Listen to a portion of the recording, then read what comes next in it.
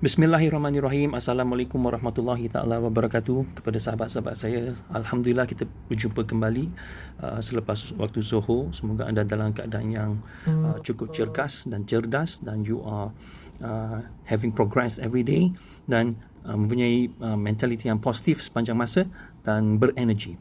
Jadi pada petang ni saya ingin berkongsi tentang beberapa prinsip atau ciri-ciri orang Cina yang membuatkan mereka berjaya di mana sahaja, especially perniagaan. Jadi untuk mengetahui bahawa sebenarnya umum mengetahui bahawa orang Cina ni sinonim dengan kejayaan mereka dalam perniagaan, betul?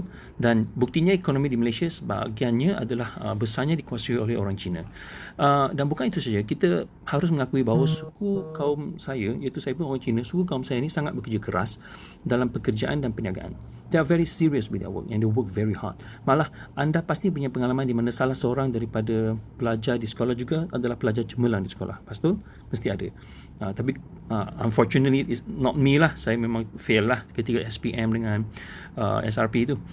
Anyway, what we're trying to say is that mereka cukup bekerja keras dan mereka ada sesuatu advantage bila datang kepada pelajaran, perniagaan dan juga mengambil serius terhadap dua perkara ini. So, tapi ada benarnya, kejayaan bukan diukur dengan latar belakang you. Kejayaan bukan diukur dengan mengetahui apakah bangsa you datang daripada. Bukan. It's not that because you are Chinese, you have the advantage. Tidak. So, tapi banyak bergantung pada diri sendiri. Namun, orang Cina punya beberapa prinsip yang membuatkan mereka lebih ke hadapan dari segi perniagaan.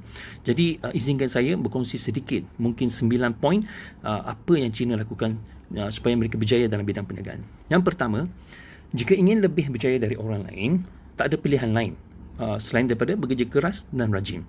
Jadi ini antara salah satu prinsip yang sangat penting dalam menentukan kejayaan seseorang untuk orang Cina. Walaupun tak semua yang bekerja keras itu akan berjaya, namun usaha adalah perkara terpenting dalam mengukir kejayaan. That's what they believe in. So prinsip ini memang sangat sinonim dengan orang Cina, dan saya juga sangat terharu apabila melihat ramai daripada kalangan orang-orang Islam kita, baik yang Melayu, baik yang Cina, baik yang India, mereka juga dah mula melakukan prinsip-prinsip ini, iaitu bekerja keras dan ingin berjaya. Itu adalah sesuatu yang sangat positif dalam di kalangan orang Islam kita pada sekarang ini. Saya juga ucapkan tahniah lah kepada yang melakukannya. Dan yang kedua, poin yang kedua adalah mereka percaya bahawa kena makan bubur sebelum berjaya dan makan nasi selepas berjaya. What does it mean? Maksudnya, pepatah ini sangat serupa dengan pepatah orang Melayu kita yang menyatakan bahawa berakit-rakit ke hulu, berenang-renang ke tepian, bersakit-sakit dahulu dan bersenang-senang kemudian.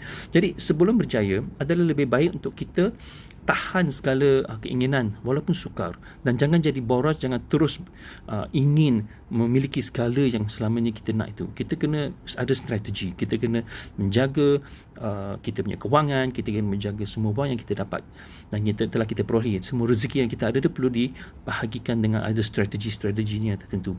So apabila sudah berjaya nanti, tak terlewatlah untuk kita impikan apa yang perlu kita capai. You know, it's not too late, but you must defend your finance situation dulu. Then baru you boleh tengok macam mana you nak belanja, insyaAllah. Dan yang poin yang ketiga, mereka orang Cina ni, mereka percaya bahawa mereka yang tidak berjimat cermat pasti akan menderita di kemudian hari. So maksudnya selaras dengan pepatah sebelum ni, sebab pepatah tadi adalah pepatah Confucius.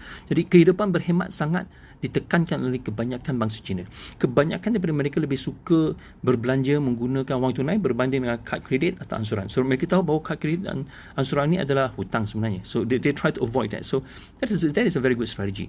So sekiranya wang tidak mencukupi, mereka lebih memilih untuk menangguhkannya. So prioritize you punya list of importance, yang mana perlu beli, yang mana tidak perlu ditangguhkan. It's no problem. Yeah?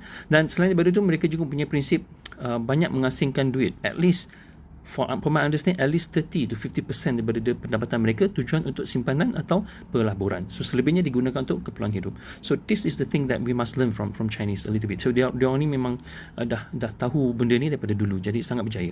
Yang poin keempat, peniaga tidak boleh terlalu tegar. Sebaliknya adalah perlu untuk membenarkan proses tawar menawar.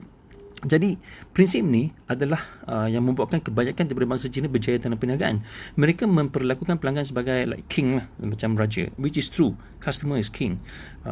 That's why you berniaga. Berniaga ni kita nak menjadikan orang yang berniaga dengan kita tu halal, nak menjadikan orang yang berniaga dengan kita itu suka penjualan kita, pembelian kita, dan kita juga meredai pembelian dia. Jadi sebab itu kita selalu cakap halalkan, ya. Jadi jika anda perasan, cara perniagaan orang Cina, mereka tidak mengabaikan pelanggan dan fokus untuk berinteraksi. They like to engage with their customers. Dan ini membuatkan pelanggan berasa dihargai dan akan melakukan urus niaga berterusan. So membuatkan banyak perniagaan orang Cina tu lama dan kekal sehingga kini. Dan yang paling penting, mereka berhemah lah. Mereka berhemah, mereka jujur dan mereka tidak ada shortcut. Mereka betul-betul ingin berniaga secara jujur. Dan itulah yang perlu kita terapkan dalam kehidupan kita sebagai seorang Islam juga.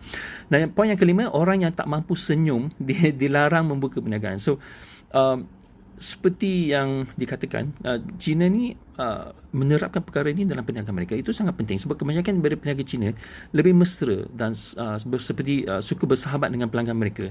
It's not a customer relationship, it's more like customer is also a friend, it's also a what I call a partnership, and they build that kind of partnership. So ingat, faktor kejayaan sesuatu perniagaan itu bukanlah semata-mata terletak pada harga barang yang murah dan sebagainya, tapi juga perkhidmatan yang kita tawarkan pada semua pelanggan kita. So sebagai contoh, restoran mewah, menunya tidaklah begitu berbeza, bergerai di tepi sebelah di kaki umum, you know. Namun pelanggan yang mencari layanan yang berbeza lebih memilih restoran mewah begitu. Tapi but at the end of the day, it is also kita punya how we build our relationship with the customer secara berhemah, secara kata orang very real and very honest. InsyaAllah mereka akan kembali kepada anda. Poin ke-6, menyimpang seinci rugi 1000 batu. So what does it mean? Bagi kebanyakan orang bangsa Cina, bangsa saya lah, mereka sangat mengutamakan catatan kemaksungan dan pengeluaran wang. Dengan ini supaya dia tidak ada seperti tersalah kira atau pengeluaran secara tidak sedar akan berlaku. Mereka tidak merompak duit sendiri. Sebab bila kita berniaga, kita nak keuntungan. Bila kita ada keuntungan, kita nak simpanan untuk masa hadapan. Dan bila kita dah ada simpanan, insya-Allah kita tidak risaulah apabila kita tidak ada lagi dalam dunia ni, di mana anak-anak kita dan semua ahli keluarga kita masih boleh kata orang di protected lah. Mereka ada tempat bergantung. Jadi tapi apabila berniaga ni, soal duit keluar masuk ni sangat penting. China memang mengutamakan perkara ini. Jadi setiap ledger mereka, they are very serious. Of course, kalau ada juga yang ada juga orang peniaga Cina, bukan semua yang membuat macam tu, tapi yang membuat macam tu kita harus ikut, insyaAllah.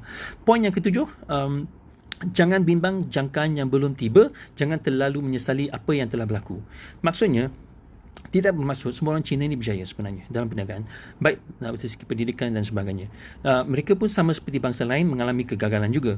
Namun prinsip ini mengajar kita supaya tidak menyesal apa yang telah berlaku secara berlalutan. So jadikan pengajaran dan teruskan hidup.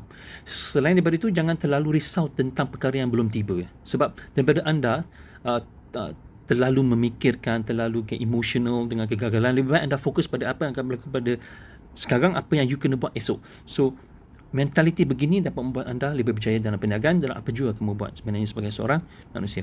Nombor 8, kejayaan terbesar bukanlah kerana kita tak pernah gagal, tetapi bagaimana kita bangkit daripada kegagalan tersebut. Jadi orang Cina memang dia juga mempunyai sikap-sikapnya sebegini.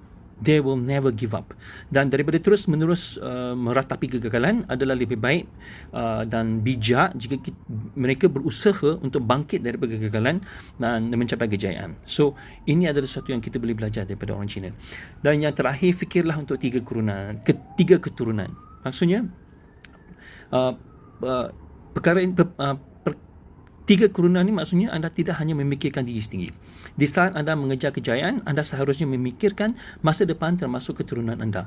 So, China percaya perkara begini. Dan dengan ini, China juga tidak akan mudah puas dengan pencapaian yang anda kecapi. Sebaliknya, lebih berfikir pencapaian yang belum diperoleh untuk anak cucu anda.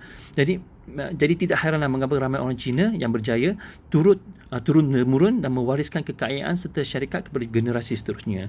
So 9 poin ni insya-Allah sebenarnya kalau kita lihat balik 9 poin ni, ciri-ciri orang Cina ni dah boleh dah. Mereka dah boleh didakwah untuk menerima Islam. Sebab it is very synonym dengan apa yang kita nak daripada perspektif seorang Islam.